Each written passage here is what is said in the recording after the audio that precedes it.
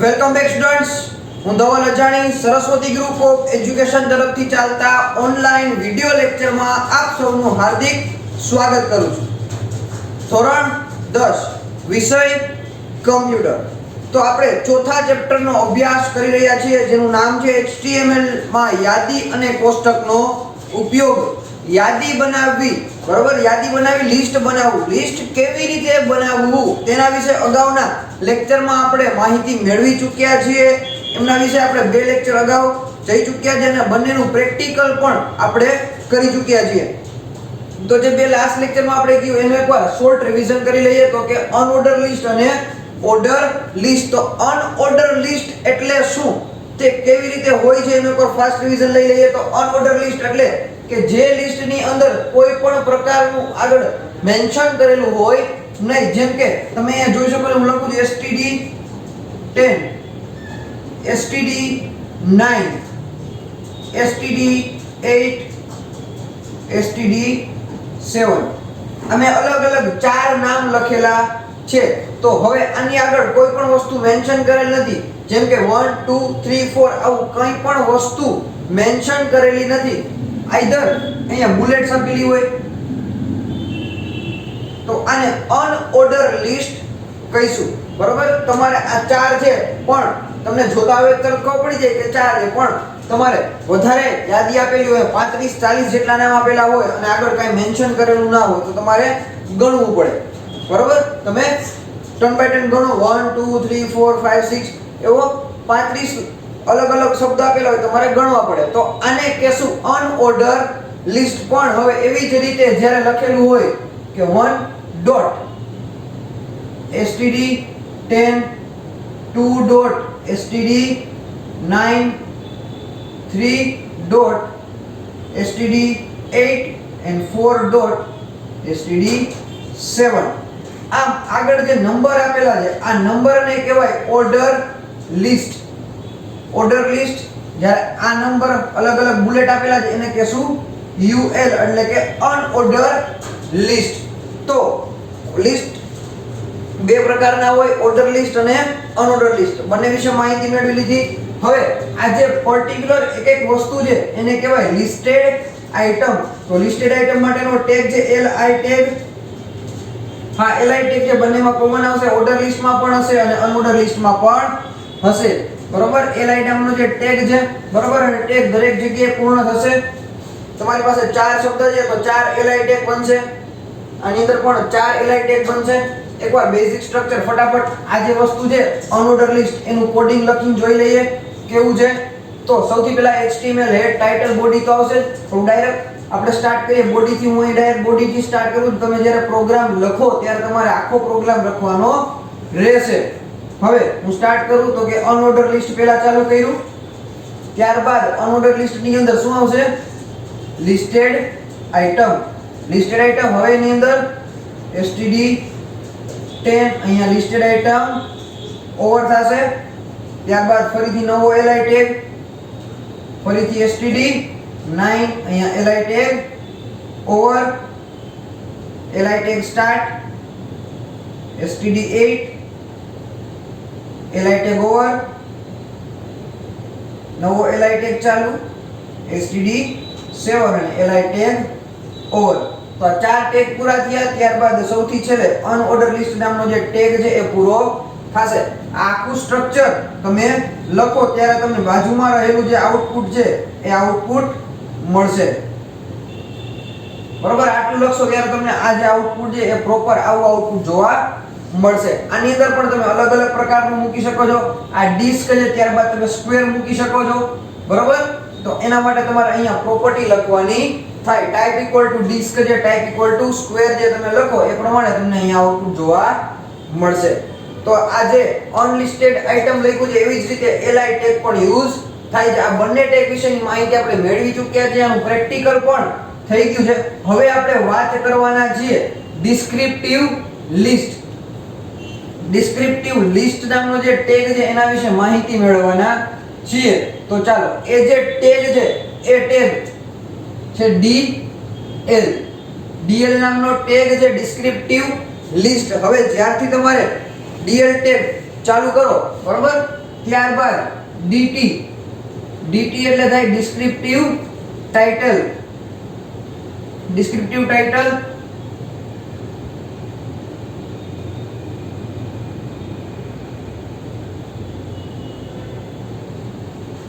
DT નું પૂરું નામ છે ડિસ્ક્રિપ્ટિવ ટાઇટલ. અને બીજો જે ટેગ યુઝ કરવાનો છે ડીડી એટલે કે ડિસ્ક્રિપ્ટિવ ડેટા.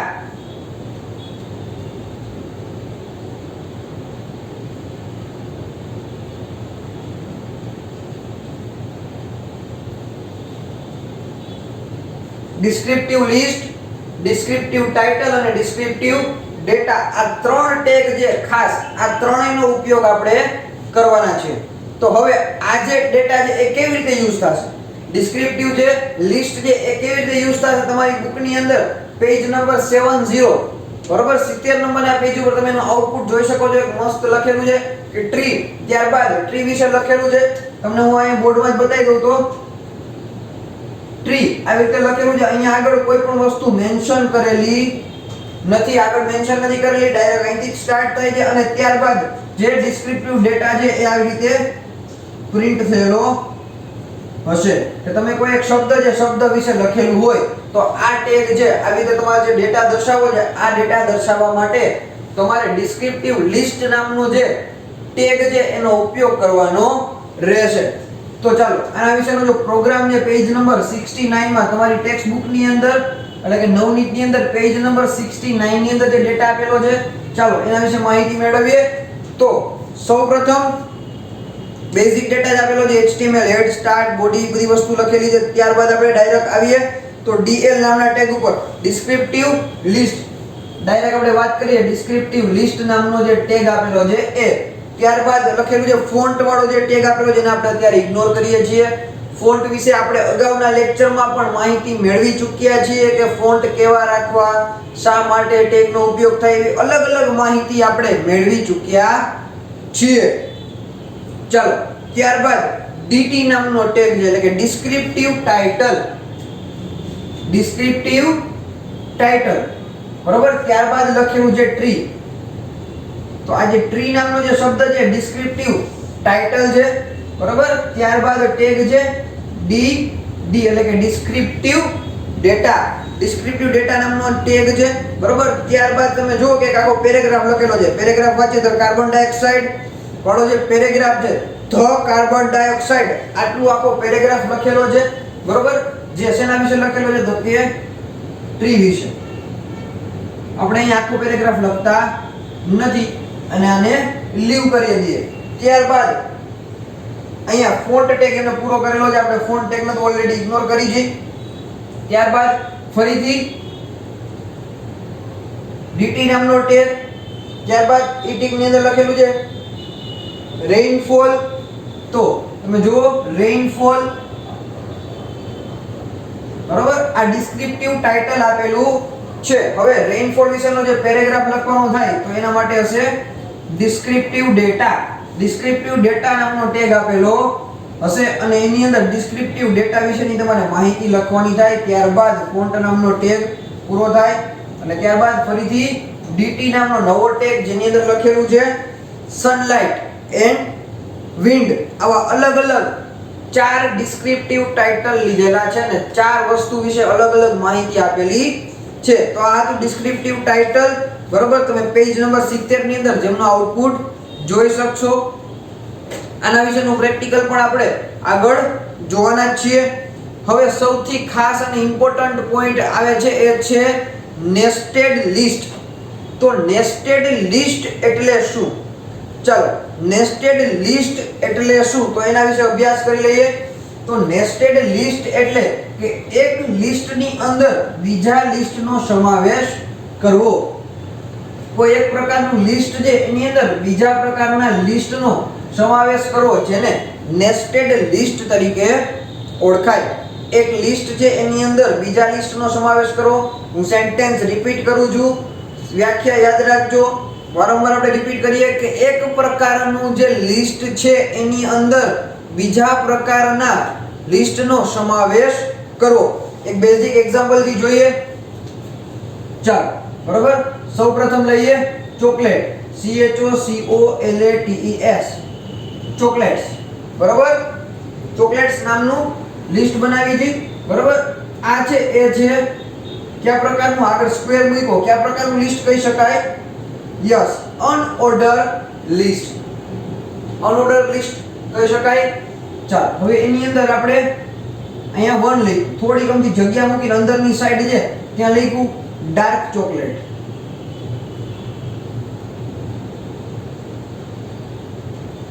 Dark chocolates. ત્યારબાદ બીજા નંબરનો પોઈન્ટ લઈએ ફ્રૂટ એન્ડ નટ ડ્રાય.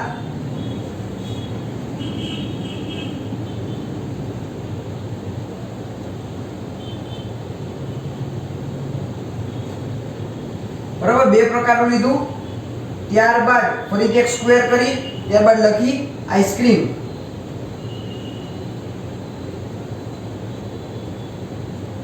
અહીંયા ફર્સ્ટ પોઈન્ટ લઈએ વેનીલા આઈસ્ક્રીમ.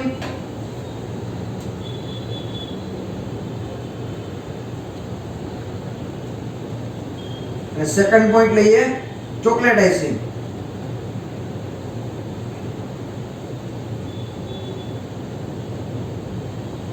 ચાલો આ જે એક્ઝામ્પલ છે, આ જે એક્ઝામ્પલ આપેલું છે એ જોઈને વિચારો છો કે કેવી રીતે પોસિબલ છે.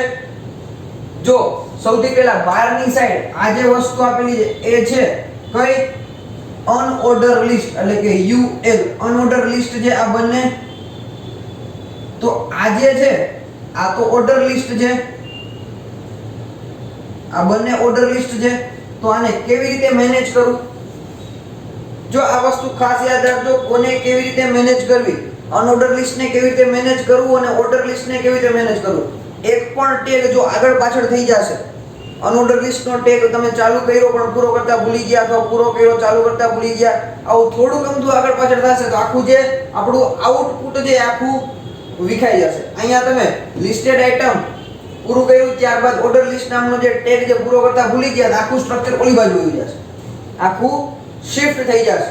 બરોબર, એના માટે ખાસ યાદ રાખજો. આપણે હમણાં આના વિશેનું પ્રેક્ટિકલ સમજીએ, પણ એકવાર સ્ટ્રક્ચર મગજમાં ક્લિયર રાખજો કે ક્યાં ઓર્ડર લિસ્ટ આવે અને ક્યાં અનઓર્ડર લિસ્ટ આવે. તો આ સ્ટ્રક્ચર બધાએ ખાસ યાદ રાખવું જરૂરી છે.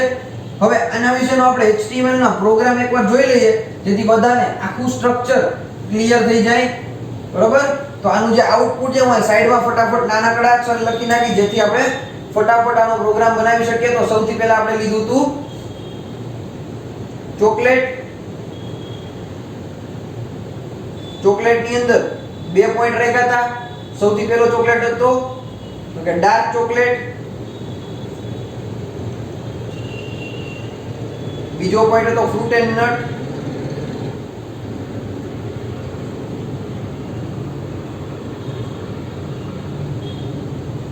ત્યારબાદ આપણે આઈસ્ક્રીમ લખ્યું હતું.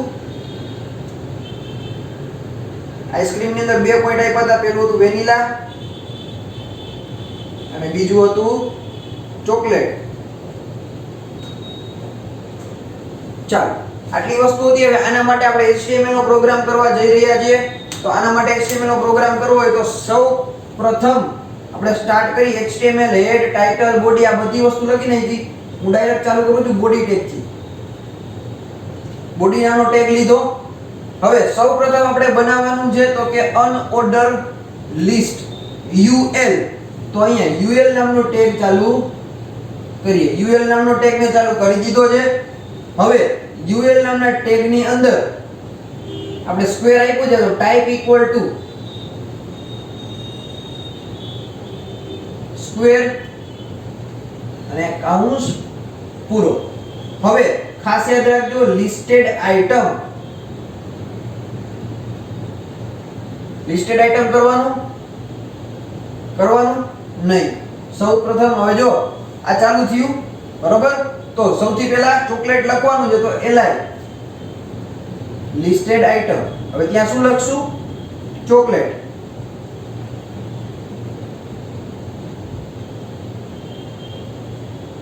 ત્યારબાદ LI ટેગ ઓવર. આ પહેલું સ્ટેજ હતું, બધાને ક્લિયર થઈ ગયું હશે. હવે આપણે ચાલુ કરવાના છીએ OL એટલે કે ઓર્ડર લિસ્ટ. ઓર્ડર લિસ્ટ ચાલુ કરવાના છીએ. આ છે OL ઓર્ડર લિસ્ટ. તો OL નામનો ટેગ ચાલુ કર્યો. જો અહીંયા LI નામનો ટેગ પૂરો થઈ ગયો છે. UL નામનો ટેગ પૂરો થયો નથી. OL નામનો ટેગ ચાલુ કર્યો. હવે એની અંદર લખવાનું છે LI ત્યારબાદ અંદર લખશું ડાર્ક ચોકલેટ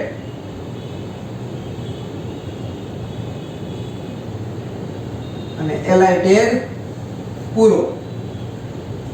ફરીથી નવો LI ટેગ ચાલુ. ત્યાં લખશું ફ્રૂટ એન્ડ નટ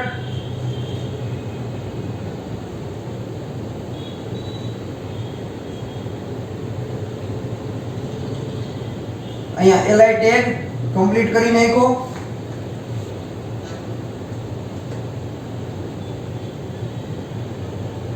ચાલો હવે આટલી વસ્તુ કમ્પ્લીટ થઈ ગઈ. ત્યારબાદ અહીંયા OL ટેગ પૂરો થઈ જશે.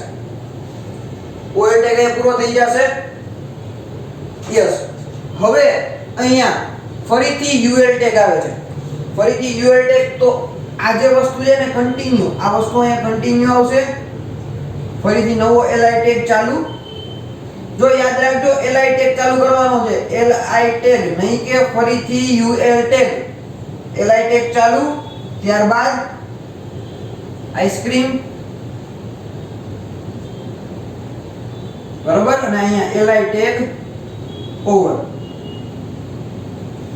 હવે આ LI ટેગ ની પછી ફરીથી પાછો ઓર્ડર લિસ્ટ નામનો ટેગ શરૂ થશે. ઓર્ડર લિસ્ટ નામનો ટેગ શરૂ થશે અને ત્યાં આવશે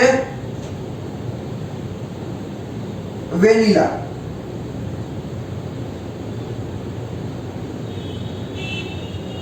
અહીંયા LI નામનો ટેગ કમ્પ્લીટ. ફરીથી નવો LI નામનો ટેગ ચાલુ. ત્યાં ચોકલેટ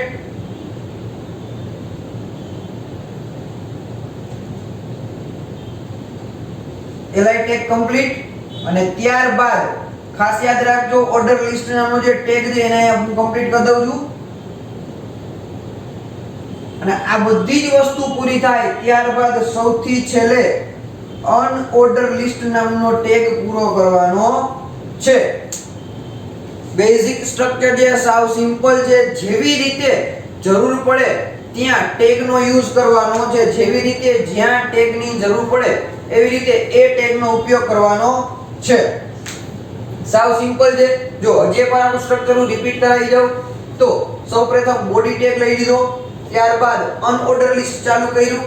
અનઓર્ડર લિસ્ટ જો અહીંયા અનઓર્ડર આપેલો છે તો એના માટે અનઓર્ડર લિસ્ટ ચાલુ કર્યું. Unordered list type equal to square. ચાલો આટલું બધાને રેડી. ત્યારબાદ listed item.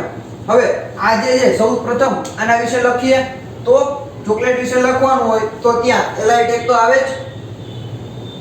Listed item tag લખાઈ ગયો. ત્યારબાદ હવે કરવાનું છે લિસ્ટેડ આઇટમ. બરોબર. લિસ્ટેડ આઇટમ થઈ ગયું. હવે આવશે ઓર્ડર લિસ્ટ. જો અહીંયા 1 અને 2 એટલે આ ઓર્ડર લિસ્ટ છે. પણ કોની અંદર? તો કે આ જે લિસ્ટેડ આઇટમ છે એની અંદર અહીંયા ઓર્ડર લિસ્ટ બનશે. તો ઓર્ડર લિસ્ટ બની ગયું અને first LI dark chocolate, second LI fruit and nuts. આ બંને વ્યવસ્થિત બની ગયા. OL ટેગ પૂરો. હવે આ LI ટેગ છે અહીંયા કન્ટિન્યુ થાય છે. તો LI એટલે કે listed item ice cream LI tag પૂરો. હવે જો એની અંદર પાછા બીજા બે ટેગ છે. બરોબર. બીજા બે વસ્તુના નામ આપેલા છે. જે શું છે તો કે લિસ્ટેડ છે. તો લિસ્ટેડ હોય તો ઓર્ડર લિસ્ટ અને LI. ઓર્ડર લિસ્ટ ચાલુ, LI ટેગ ચાલુ, વેનીલા લખેલું છે અને LI ટેગ પૂરો. ત્યારબાદ ફરીથી નવો LI ટેગ ચાલુ, ચોકલેટ લખેલું છે, અહીંયા LI ટેગ પૂરો. હવે આ જે ઓર્ડર લિસ્ટ નામનો ટેગ છે અહીંયા પૂરો કરી દીધો અને આ જે UL નામનો ટેગ હતો એ અહીંયા કમ્પ્લીટ કર્યો. ખાસ હજી એકવાર રિપીટ કરું છું, જેટલા ટેગ યુઝ કરો છો એ બધા ટેગ ધ્યાનમાં રાખવાના છે. કેટલા ટેગ યુઝ કર્યા અને કયો ટેગ ક્યારે પૂરો થાય છે આ વસ્તુ ખાસ યાદ રાખવાની છે. ચાલો આ લેક્ચરમાં આપણે નેસ્ટેડ લિસ્ટ એટલે કે નેસ્ટેડ યાદી બનાવતા શીખ્યા. આ લેક્ચરમાં આટલું જ. નેક્સ્ટ લેક્ચરમાં HTML માં કોષ્ટક એટલે કે ટેબલ કેવી રીતે બનાવશું તેના વિશે આગળના લેક્ચરમાં માહિતી મેળવશું અને સાથે સાથે આ જે લેક્ચરનું છે એનું પ્રેક્ટિકલ પણ નેક્સ્ટ લેક્ચરમાં આપણે જોઈશું. Thank you.